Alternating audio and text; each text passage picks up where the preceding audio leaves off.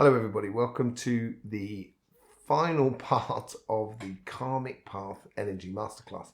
We're going to be going into how I use the karmic block in the way of healing and the changes that have been happening over the last sort of 25 years through my healing, but also what it means to you and can you break a karmic path that you are on.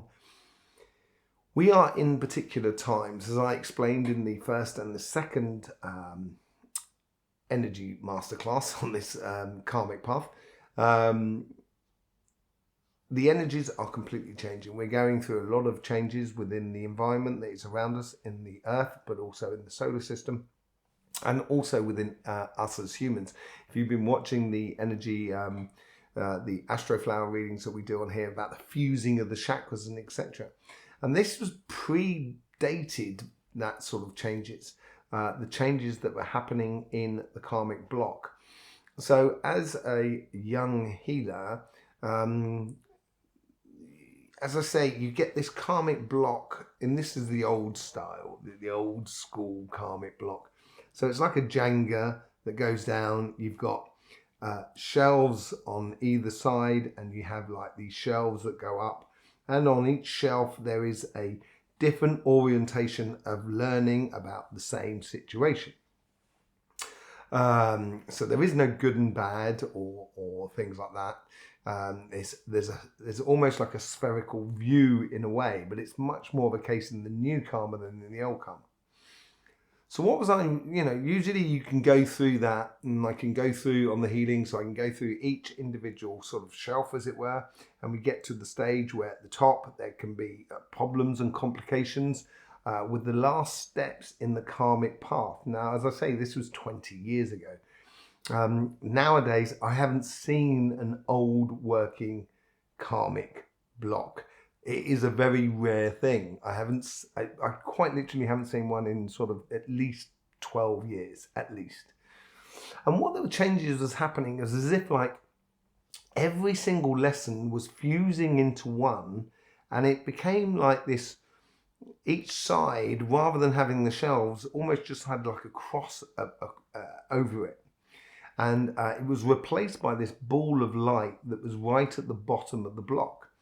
So I could go in through the top of the cross and like it's like an X rather than a cross, and you can go in and you could see where that ball of light is. And over a period of time, that ball of light was rising up, these people, the people, as one of you, you lose your sense of purpose in life, and this was happening around about sort of anything from 10 to 20 years ago, 25 years ago. So there was this losing or, a loss of direction, karmic path actually, where a lot of people were coming to me for quite a long period sort of saying, I'm not sure what I should be doing on this planet.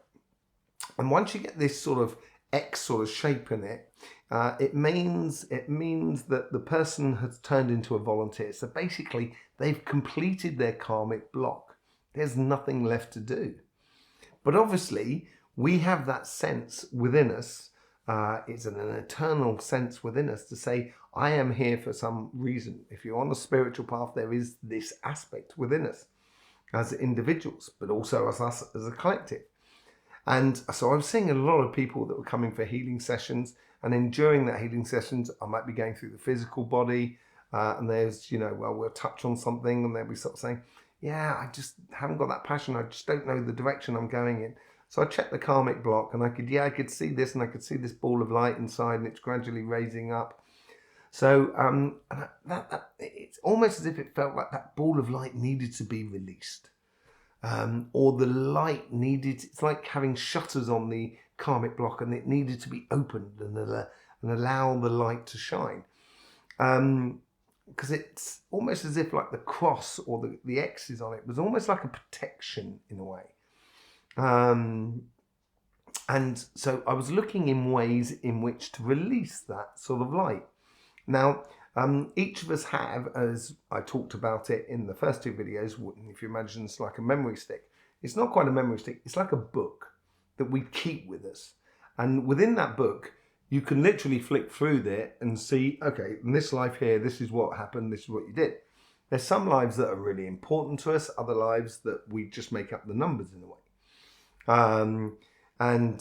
You can, obviously we carry a lot of understanding according to the karmic block through these books, a lot of emotional sort of situations, and memories and information that helps us not to keep repeating what we've already learned.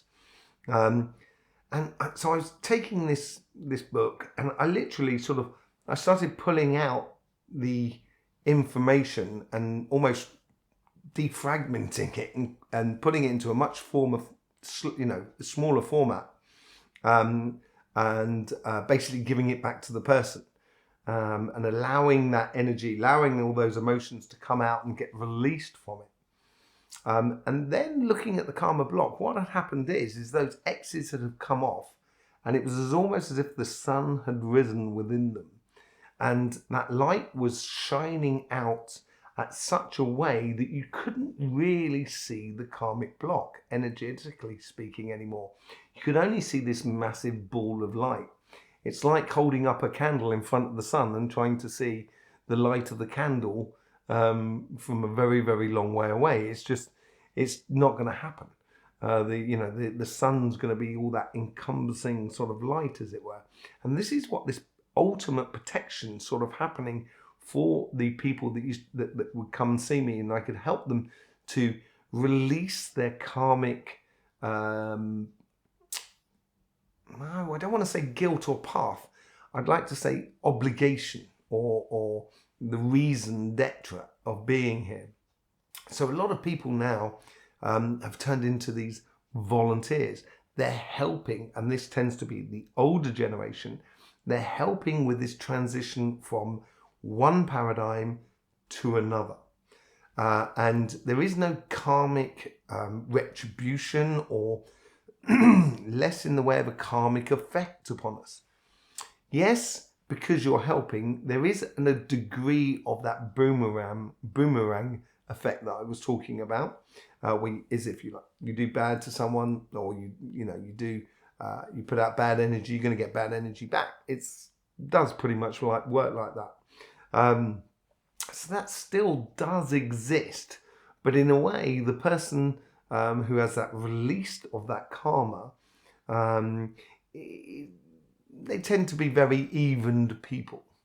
So the clients that came and saw me were a lot more happier within themselves about what they're doing and why they're doing it, and feeling a lot more fulfilled in their role of living their life and helping that transition from one thing to another.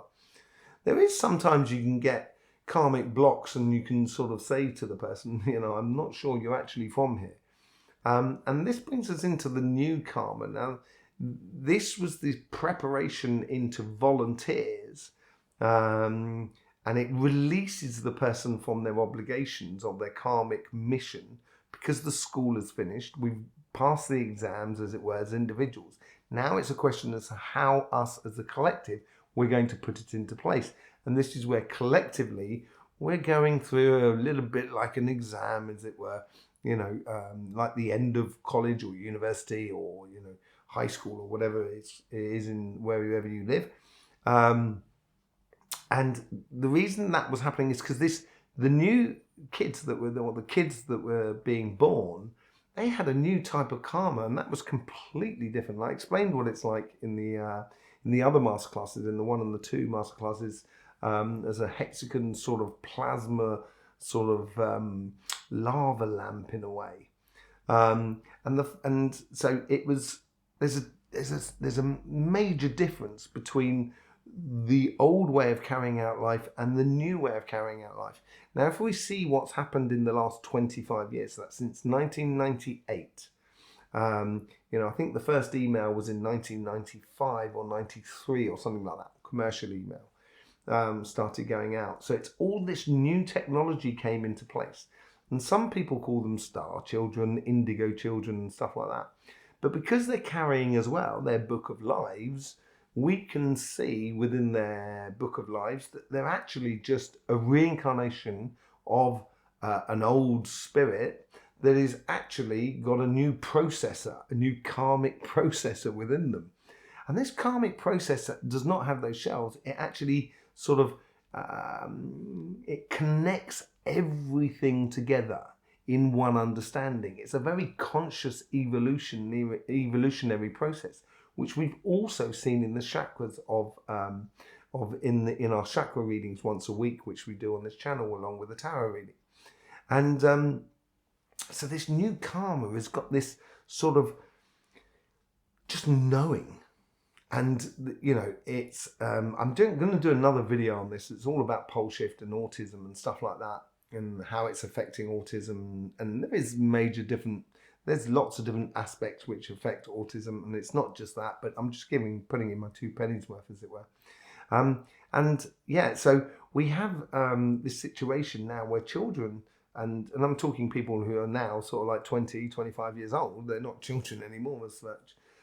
But they have this understanding of, they just know it's a different type of logic in a way. It's much more fluid, and I think a lot of them get bored with the situation because it's almost as if, like, you know, the old generation or the old way of doing things are slowing things down, which is possibly a very good thing. And this is where individuals such as your good selves and my good selves can help out.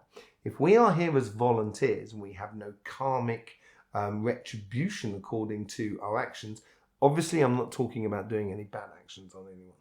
If you're doing bad actions on something, that boomerang karma will come into play. You know, you don't escape that.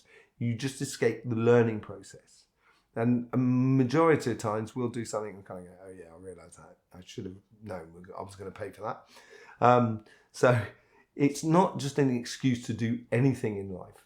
There was someone who did a really good comment on the last video about, you know, the karmic mission is just an excuse for people to abuse other people.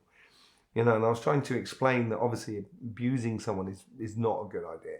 You're going to get that boomerang effect of the karma anyway. Yeah, you're going to probably learn some stuff. But also, you know, maybe some people are going through a process of learning what abuse is about. Therefore, they have to be abused in one life and to be the abuser in the other. You know, you have to learn every aspect of it. And then as a healer, this is one particular thing. And this is where I was very conscious about it. Is once you start trying to place an action upon somebody's karmic block, you've got to realize that I'm not taking the place of karma. All I'm doing is accelerating a natural process in a way. And it's, you know, it's got to be, you've got to have a lot of conscious not to get to sort of above your station where you start, you know, directing people's karma and their karmic paths, you know. So there's, in this sort of healing process, there was a learning curve for me. This was sort of, as I say, sort of 15 years ago when I was learning this. It's now become very, I've now got the mechanics of it all, and it becomes very matter of fact in a way. But what it happens is on this block, and also, and this seems to be like a running theme that goes from one type of karma to another, you have these like ribbons in a way that goes round it. And those ribbons tend to be coloured in particular ways. They can be bicolored, they can be multicolored, or they can be singular coloured. And it gives a sort of general sort of sensation, so of direction for it. So, you know, if someone, say, like got white and red, you can associate that with sort of healing process, sort of working within the medical fields, within, you know, with all types of sort of healing or helping other people. And sometimes you can have white, red and green. So maybe the person should be working with plants within the healing world, if you understand what I mean. So we get this on both sets of karma, but the new karma is a lot more electric, rather than being, I say it's like a rhythm, like a light rhythm that goes around the new karma. So it's a lot faster, it's a lot more efficient. It's modern day technology, really. And it, you know, it works in the same way, but it's what it's doing is it's preparing a society that is ready for the changes. So then in the future, when the changes happen, this generation will then know what to do instantaneously. And it's regrouping all those understandings. So how does it affect you? You can regroup all of your understanding of your past lives and actually apply them within your life. And once you realize that you've got the good and bad, so it's not just a case of I need to make loads of money or such as like, it's just a case of, okay, I need this amount of money in order to do what I need to do. And you end up working in tune with your karmic block. So then therefore you can manifest things that need to be in place in order for you to help the transition from one paradigm to another. And this seems to play out on a multitude of layers. There's a lot of people still that haven't got the email, but then that could well be that sorting out of that chaff and the wheat that I was talking about in the first and the second video on this energy masterclass, where some people will be progressing forward, other people will be moving backwards, and other people will be staying where we are in terms of reincarnation. So so it's for you as an individual, or for us as individuals, it's that release and responsibility. It's almost as if you're on holiday. But obviously, when we're on holiday, we tend to do things that stimulate our well-being and also the well-being of the people that are around us. And I think that's the most important thing. Regardless of what life is like, don't forget, life should be fun, so please do enjoy. That's the reason I sort of say that sort of thing, because it helps enormously in many different ways for that transition from one paradigm to another. The younger generation that has these new karmic blocks within them, they do need help. They need orientation from where they come from.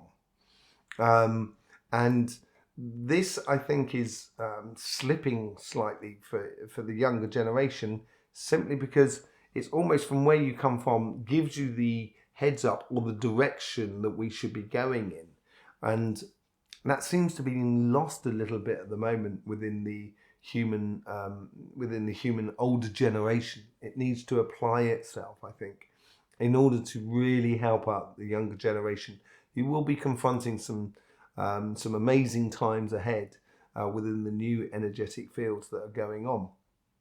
So the best thing for you to do, yes, you can break your karmic path. Especially at the moment. Before, let's say like 150 years ago, no, it wouldn't have been possible. We were still learning. We hadn't quite finished doing college. So before, it was very, very structured. People knew where they were going, knew their place, what they were supposed to be doing, how they were supposed to be doing it, and everything like that. And they were learning. We were all learning things in previous lives. Now we've got to this stage where it's almost freed everybody up. And with that freedom comes a lot of responsibility. And I think this is the main thing that is encouraged within that light that comes out of the karma in order for you to be that shining example. So there you go. Your new karmic path is to actually help with the paradigm shift from one paradigm to another. It is incredibly rewarding for your soul. It's worth anything you can get in the way of money. I'll tell you that now. But it's that pure contentment that you will feel from within you that, no one could really sort of knock you off your bubble of happiness that you will be creating for you. So yeah, there you go. That's pretty much the karmic block. I don't really do anything now apart from just reading those, as I say, those ribbons and those colours. To help the person orientate themselves, but I don't actually play with it anymore in the sense of putting shelves back into place and stuff like that. There was a lot more work before, but now there seems to be a lot less because it seems to be just evident of where we should be going. So yeah, there you go. Thank you very much for being here. There is a we are looking for people to be involved in live videos. We're going to be doing some live healings. Where you can, you can ask questions or offer up, ask for sort of healing to be done live on YouTube. Obviously there will be a certain question response sort of scenario with the whole thing. but really looking forward to that. We need to sort it out, and you will get a message according to this. You'll get a sort of post on our page according to this. So if you want to be part of that, please do contact us. It'd be lovely to have you. And we have obviously the tarot readings, the aura and chakra readings, which come out regularly on this channel. We will be starting to involve how the sun affects your elements within you, which is also on another masterclass that you can find on this channel. There you go. Thank you very much for being here. I do hope that sort of helps you to see the karmic block or the karmic path on another form or another angle, to give you a much rounded and clearer view of what the karmic path is all about. In the meantime, Astroflower readers, and I will see you on your weekly on this channel. Don't forget, life should be fun, so please do enjoy.